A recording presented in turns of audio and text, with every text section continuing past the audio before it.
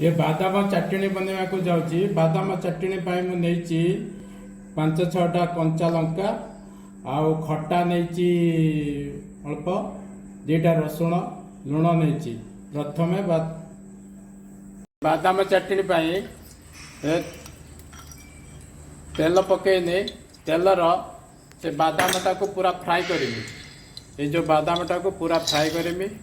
Fry कलापर एटा को बाहर करिकी ये रसुण आउ कंचा लंका आउ खट्टा एक फ्राए करमी। फ्राए करके ग्राइंडर चलेबी।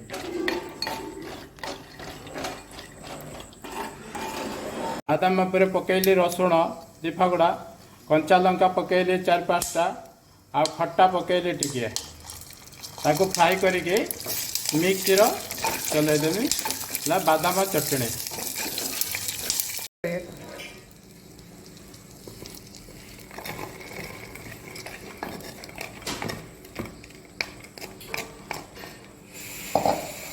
बादाम चटनी टिके पानी ढालिकी पेशिवा को पड़ियो।